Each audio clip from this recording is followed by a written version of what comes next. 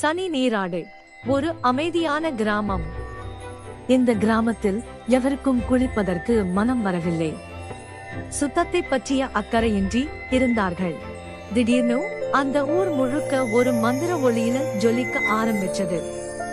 அந்த ஒளி பார்க்க ரொம்ப அழகாக இருந்தது. அந்த ஒளித்துகள்கள் தண்ணிக்குள்ள புகுந்து அப்படியே ஜொலிச்சது. அது வழிகாட்டியபடியே போனா அங்கே ஒரு ரகசியமான இடம் இருந்தது. அப்பொழுது ரொம்ப நாளா குளிக்காத ஒரு குட்டி பாப்பா அந்த தண்ணியை தொட்டு விளையாடினாள்.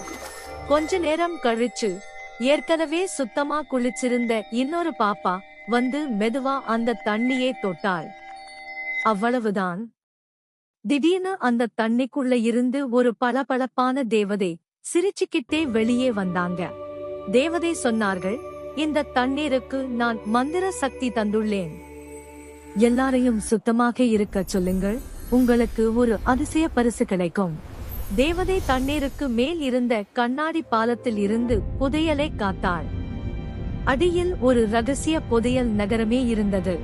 தேவதை அந்த புதையல் பெட்டியை நேரடியாக கொடுக்கவில்லை. அதற்கு பதில் அது ஒளிந்திருக்கும் ரகசிய இடத்தை காட்டினாள். சிறுமி சொன்னதை கேட்டு மக்கள் மாறினார்கள்.